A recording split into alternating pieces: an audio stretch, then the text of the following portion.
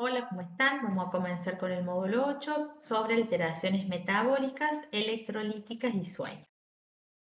El sistema endocrino es uno de los últimos sistemas que nos toca por revisar. Es un sistema un poco diferente, es complejo, son glándulas que producen hormonas. Las hormonas son sustancias que actúan por vía sanguínea en otros órganos con distintas funciones.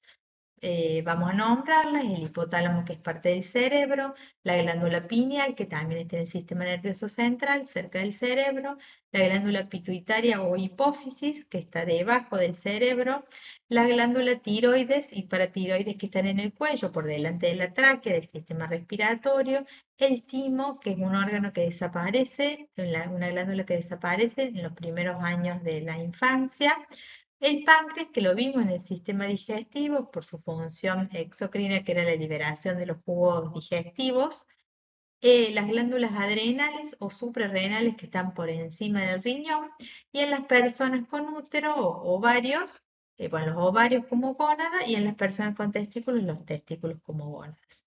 Y durante el embarazo, la placenta es otro órgano endocrino. Bueno, vamos a comenzar con la primera glándula, que es el páncreas, que la conocíamos del sistema digestivo porque generaba las enzimas pancreáticas, que eran parte del jugo digestivo para digerir los alimentos y para su absorción. Y también tiene una función endocrina, que es la generación de insulina, que es una hormona.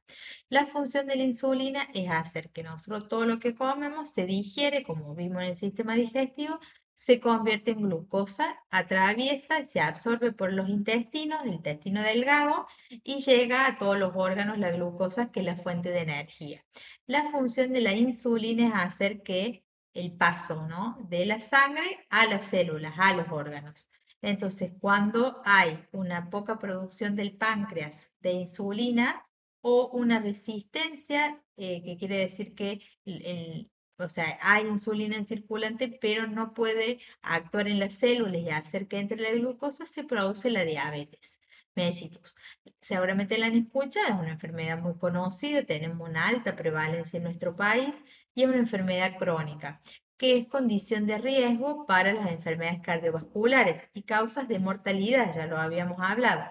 Bueno, la diabetes es una enfermedad que se produce por falta de insulina o por resistencia a la insulina. Es crónica, y lo que sucede es que al no poder actuar la insulina y hacer que la glucosa de la sangre entre a los órganos, queda alta en el sistema vascular, o sea, en la sangre. Entonces tenemos niveles elevados de glucosa, y la glucosa en los vasos sanguíneos tiene una alta toxicidad, o sea, daña realmente las arterias, el endotelio, o sea, la capa de la arteria y de los pequeños vasos sanguíneos, y así también genera otras consecuencias y eso genera otras consecuencias en los distintos órganos. Existen dos tipos de diabetes: la tipo 1, que es cuando el páncreas no produce directamente insulina, que se manifiesta más en la niñez y en la adolescencia; y la tipo 2, que se manifiesta más en la adultez y en la adultez mayor, y está asociada a obesidad o a sedentarismo, y es esta resistencia a la insulina. O sea, hay insulina circulante, pero no puede actuar en los receptores y no genera el efecto en el paso de esta glucosa de la sangre a las células. Entonces las células no tienen la energía para funcionar. Y por otro lado, esa glucosa alta genera toxicidad, como dije recién, en los vasos sanguíneos. La diabetes aumenta el riesgo de complicaciones graves, como enfermedades cardíacas; en la vista es la primera causa de ceguera; en los riñones, en los vasos sanguíneos de los riñones, es la primera causa de insuficiencia renal crónica; y también en los nervios, por la misma toxicidad. La diabetes es una enfermedad crónica, como dijimos, compleja en su tratamiento. Tiene un diagnóstico que se realiza con un laboratorio. Ahí vemos el hemoglucotest, que seguramente lo han visto. Son aparatos que miden la glucemia, o sea, el azúcar en sangre. Pero también nos basamos mucho en los laboratorios, en las glucemias en ayunas y objetivadas con laboratorios certificados. El diagnóstico es con dos glucemias mayores a 126, lo normal es hasta 110, ya mayor de 126 es diabetes. También lo que medimos es la hemoglobina glicosilada, que es cómo estuvo la glucemia, o sea, el azúcar en sangre, por los últimos 3 meses. Cómo se pega a una parte de la hemoglobina, entonces nosotros en un análisis lo podamos medir. Y eso también es parte no solamente del diagnóstico, sino de cómo está controlada esa diabetes, si está la enfermedad tratada. El tratamiento es con medidas farmacológicas y no farmacológicas.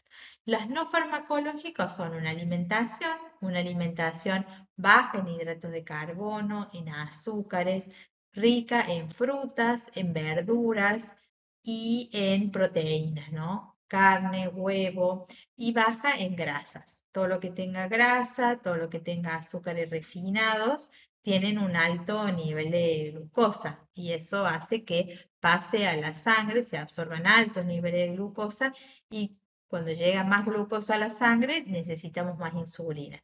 Y si no tenemos en la diabetes, no hay producción de insulina o hay una resistencia, que quiere decir que no puede hacer el efecto, como que no funciona la insulina, eso hace que no esté controlada.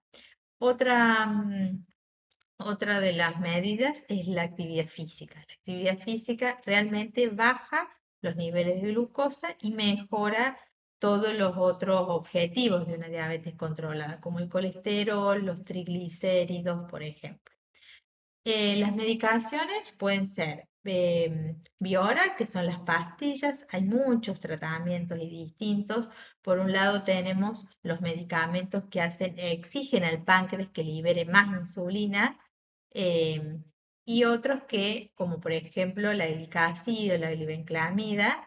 Y por otro lado tenemos medicamentos que hacen que se absorba menos la azúcar en el intestino, como es la metformina, por ejemplo. Hay otros medicamentos más modernos, tienen diferentes mecanismos de acción, pero casi todos son mejorando la calidad de la insulina o haciendo que se produzca más. Cuando ya el páncreas se agota a lo largo del tiempo, ya no hay otra medicación que la insulina, ¿no? La insulina humana, que seguramente no viene vía oral, seguramente la han escuchado, y es solamente inyectable, es subcutáneo, o sea, debajo de la piel, pero es la única forma de administrar y no es que la diabetes sea más grave, por ejemplo, porque usa insulina, sino que hay veces que los medicamentos ya no hacen efecto o, por ejemplo, en la tipo 1 ya el páncreas está agotado, entonces ¿para qué le vamos a dar medicamentos que exijan el páncreas? El tratamiento es directamente lo que falta, que es la insulina. En la historia natural de la diabetes existen múltiples complicaciones, daña los pequeños vasos sanguíneos y los grandes vasos sanguíneos arteriales. Con respecto a los pequeños vasos sanguíneos, un órgano que daña es la retina de los ojos.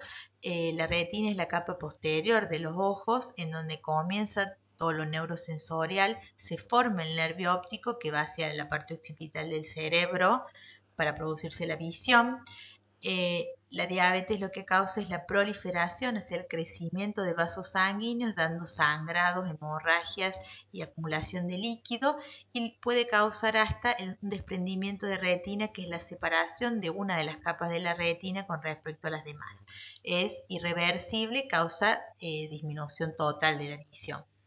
Otra de las complicaciones es que se aumenta la probabilidad de sufrir accidentes cerebrovasculares y isquémicos por obstrucción de las grandes arterias cerebrales, de una obstrucción total en lo que, como ya vimos en los anteriores módulos, hay una disminución del flujo sanguíneo y un infarto cerebral, que depende del calibre de la arteria que se obstruye, va a ser la consecuencia. Y así como se pueden obstruir las arterias cerebrales, se pueden obstruir las arterias coronarias, dando el infarto agudo de miocardio, que depende también la rama de las arterias coronarias, va a ser la complejidad y el grado de complicación en la motilidad cardíaca, pudiendo dar hasta insuficiencia cardíaca o arritmias. Otra de las causas de los pequeños vasos sanguíneos es la insuficiencia renal crónica, causa una nefropatía diabética que se dañan los pequeños vasos sanguíneos del riñón, impidiendo que pueda cumplir su función el riñón, que era de filtrar toda la sangre y fabricar la orina y eliminar los desechos. Y también puede dañar, así como daña los pequeños vasos sanguíneos dando la nefropatía diabética, puede dañar también las arterias renales, obstruyéndolas. Otra de las complicaciones es la neuropatía y vasculopatía que dan el pie diabético. En la circulación terminal, sobre todo de los pies, en donde también tiene un factor negativo la gravedad, entonces es más costosa la circulación, sobre todo de los dedos y de los pies.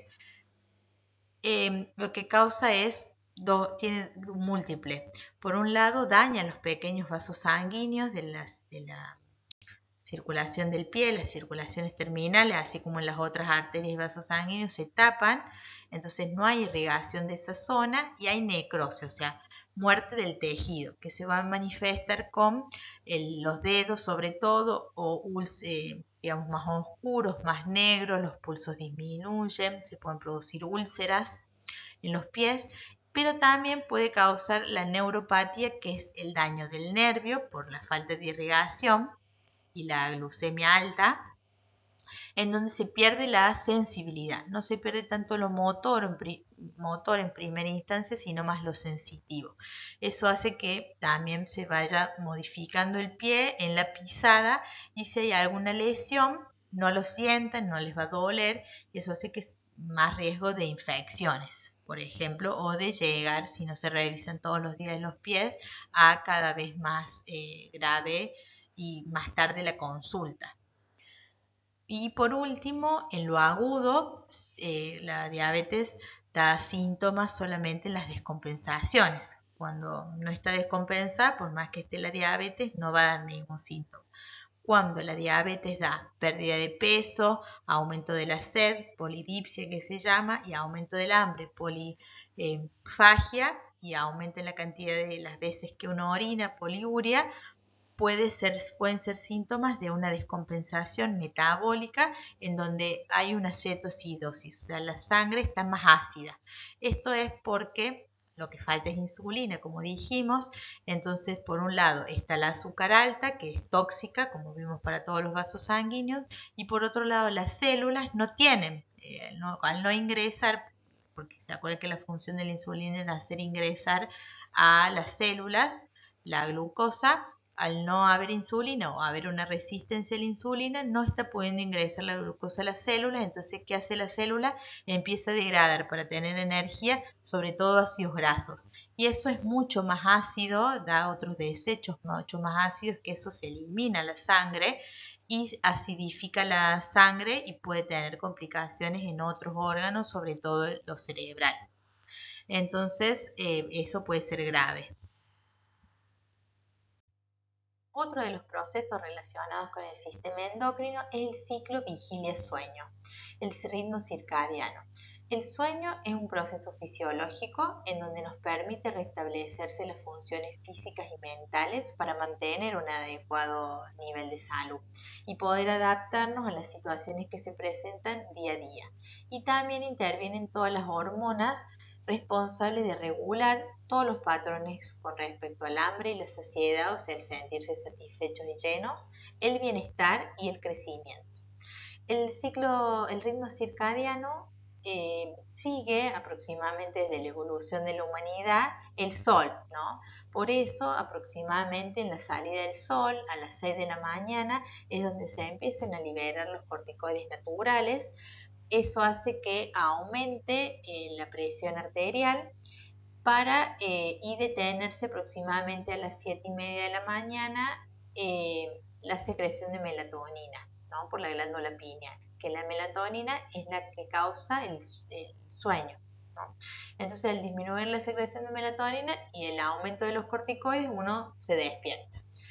A las 10 de la mañana aproximadamente, con altos niveles de corticoides y ya la melatonina baja, tenemos el mayor estado de alerta para llegar al mediodía. ¿no? El cuerpo está preparado para el mediodía, es la época, la etapa del día en donde más energía tenemos. Con respecto a las 2:30 hay una mejor coordinación, el tiempo de reacción es más rápido, sobre todo desde las 12 del mediodía hasta las 5 de la tarde, en donde tenemos una mejor fuerza muscular, una eficiencia cardiovascular, una presión arterial más alta a las 6:30 de la tarde y ya desde ahí empieza a sigue aumentando la temperatura corporal, por eso por ahí la fiebre aparece a las 7, empieza a aparecer a las 7 de la tarde o por la noche, es donde llegamos luego de toda esa liberación de hormonas y esa producción de energía, 7 de la tarde a una temperatura corporal más alta. Y aproximadamente desde ahí, tipo 9 de la noche, ya empieza la secreción de melatonina luego de ese aumento de la temperatura corporal. La melatonina es una hormona que la libera la glándula pineal en el cerebro. Entonces es la que causa el sueño. Empieza la inducción del sueño, por eso a la medianoche ya deberíamos tener sueño, acostarnos a dormir, estar durmiendo, para entrar en el sueño más profundo, en las etapas del sueño, en la etapa REM, que es lo más profundo, en donde intervienen todos estos recuperación de todas las funciones, tanto físicas, mentales, y la producción de todas las otras hormonas, y baja la temperatura, que aproximadamente a las 4 de la mañana es la temperatura corporal más baja, y el descenso de la presión para luego cuando sale el sol a las 6 de la mañana, luego de un sueño aproximadamente entre 6 y 8 horas, empezar de nuevo todo el ciclo, que es que se aumenta la presión arterial con la liberación de corticoides y se detiene la secreción de melatonina que comenzó aproximadamente a las 9 de la noche. Esto es lo natural, ¿no? Esto es desde la evolución con respecto a la salida del sol. Tenemos que tener en cuenta todo lo que como seres humanos interferimos en este ciclo natural, con la iluminación, con el uso de pantallas, por ahí si estás adentro todo el día de tu casa y no sales y no tenés la exposición al sol, eso el mismo ser humano en lo artificial se altera. Entonces lo fisiológico es esto, está relacionado con el sol y toda la liberación de hormonas del sistema endocrino. Ahí vamos a ver qué es lo que puede colaborar o no con este ritmo y ciclo circadiano. Pero antes vamos a repasar cuáles son los beneficios de un buen dormir y cuáles son las consecuencias que están asociadas a no poder descansar bien. Con respecto a los beneficios son que se contribuye a un buen funcionamiento de la memoria y una mejora en la concentración de las tareas diarias, o sea, un efecto protector en lo que son las funciones cognitivas superiores. También un periodo de relajación sin estrés emocional, uno puede recuperarse y relajarse mejor si está bien descansado. También se restaura la actividad cerebral en esto de recuperar las funciones mentales. Se fortalece el sistema inmunológico, el de las defensas, está altamente relacionado al endocrino y al descanso y se mantiene una mejor función cardiovascular. Con respecto a las consecuencias, es que aumenta la resistencia a la insulina, hay una mayor prevalencia de enfermedades cardiovasculares, sobre todo hipertensión arterial y problemas en las defensas, entonces aparecen deficiencias inmunológicas y uno responde peor a lo que son las infecciones y puede haber sueño diurno, que es la somnolencia nocturna, está todo el día cansado, con sueño, aumenta la obesidad, uno siente fatiga, astenia que le llamamos, entonces no puede realizar sus actividades en la vida diaria, aparece mayor umbral del dolor, o sea, uno siente más dolor que lo habitual, sobre todo en lo osteoarticular, hay mayores tasas de depresión, disminución en el estado de alerta, esto de estar como más dormido y no poder estar, como vimos en el ciclo circadiano, que el mediodía, la siesta uno estaba más despierto, más alerta. Puede haber alteraciones en la marcha, entonces haber aumento en el riesgo de caídas y una disminución en las funciones cognitivas superiores, sobre todo en la capacidad de concentrarse en la atención y en la memoria, en el recordar. Durante el proceso de envejecimiento, el patrón de sueño sufre cambios. Lo hacen más frágil, más inestable, hay un incremento del sueño ligero en la primera etapa del sueño y una disminución significativa y progresiva de la segunda, el sueño REM, que es el sueño más profundo. Por esto, las personas al tener un sueño más ligero sienten mayor somnolencia diurna, más sueño durante el día y quieren incrementar las siestas. Entonces, hay una disminución en la eficiencia y las horas de descanso, debido a dificultad para iniciar y mantener el sueño se fracciona porque aumentan los despertares nocturnos, todas las personas nos despertamos varias veces en la noche, como por ejemplo los bebés, pero nuestro cuerpo, como está en esa etapa de restablecerse y de recuperarse, muchas veces no nos acordamos, entonces nos despertamos pero nos volvemos a dormir. En la adultez mayor puede pasar que ese despertar sí se haga consciente, entonces realmente al no tener un alto nivel de melatonina no se pueden volver a dormir. ¿Qué tiene que ver con eso? Con un cambio en el ritmo circadiano y la disminución de la secreción de melatonina nocturna por la glándula pineal, tanto la liberación como el mantenimiento. Y también tiene que ver con una percepción errónea de no dormir lo suficiente porque permanecen más tiempo en la cama, se acuestan más temprano y quieren dormir hasta más tarde.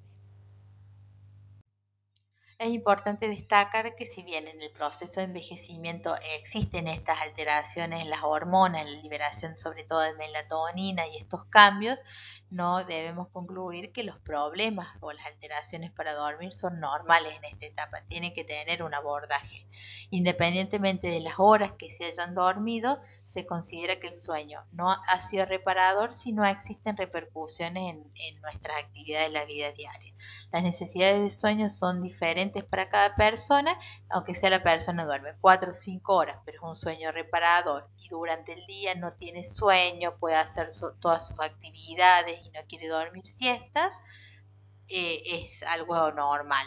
Y si, aunque duerma más 6 7 horas, pero es un sueño muy liviano, no reparador, hay mucha somnolencia diurna y no puede hacer sus actividades, sí se considera que es una alteración en el sueño.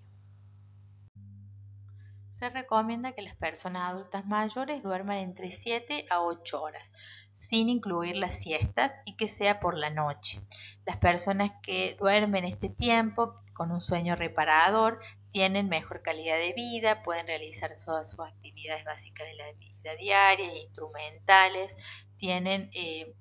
pueden mejorar los hábitos, realizar ejercicio físico, tener una alimentación más completa, adecuada, cuidando su nutrición, manejan mejor el estrés y las situaciones que pueden sucederle durante el día y hay mejores construcción de redes y apoyos interpersonales. Y aquellas que duermen menos pueden presentar deterioro de la calidad de vida y problemas de sus actividades de la vida diaria. ¿Cuáles son las condiciones que pueden alterar el proceso de sueño en las personas adultas mayores?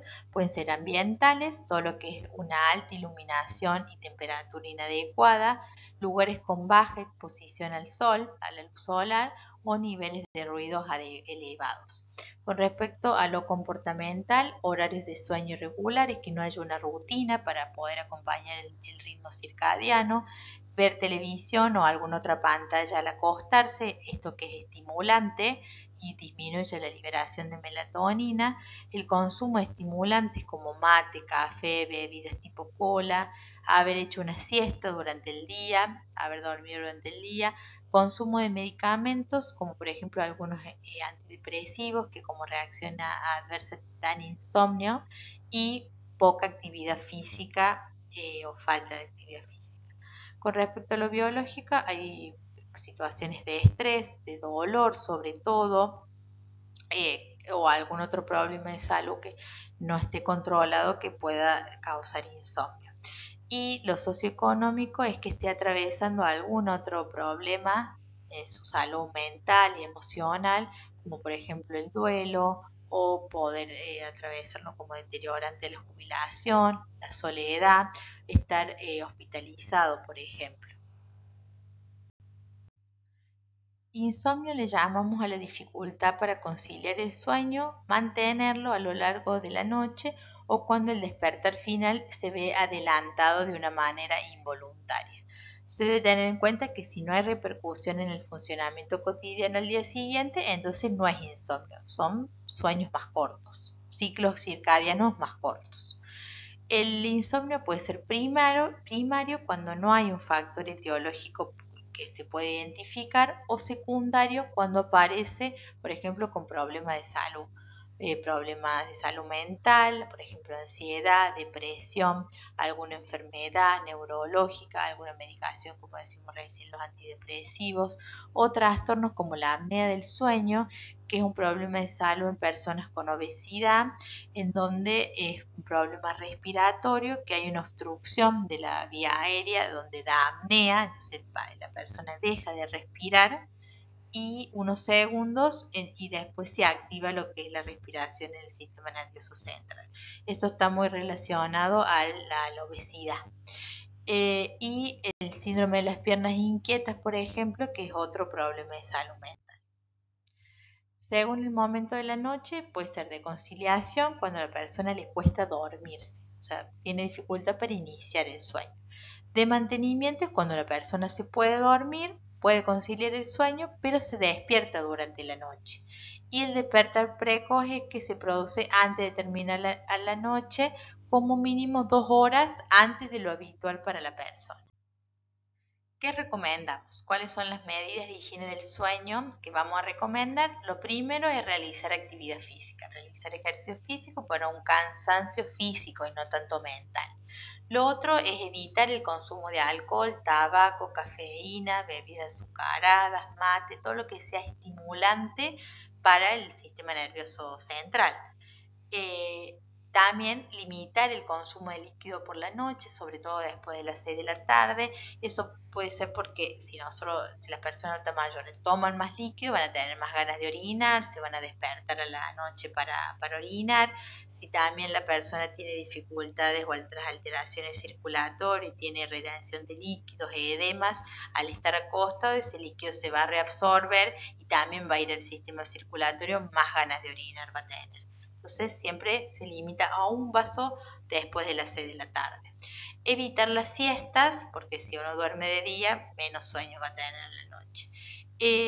Tener un tiempo suficiente en la cama, no permanecer mucho tiempo en la cama, no ver televisión o escuchar radio o estar mucho tiempo de día en la cama, siempre ir a la cama cuando uno tiene sueño, a la hora para dormir. Una habitación sin relojes, porque si uno está viendo que son las 11, las 12, la 1 y no se duerme, más ansiedad genera eso, más liberación de adrenalina y menos se van a dormir. Tener una rutina nocturna. Esto de, darse una ducha tibia, un baño, cenar, eh, hacer alguna otra actividad relajante, como escuchar una música relajante, si quieren leer o hacer otro que relaje, y cuando agarre sueño, irse a dormir. Esa rutina de hacer todos los días lo mismo ayuda al ritmo circadiano y a la liberación de estas hormonas para poder dormir.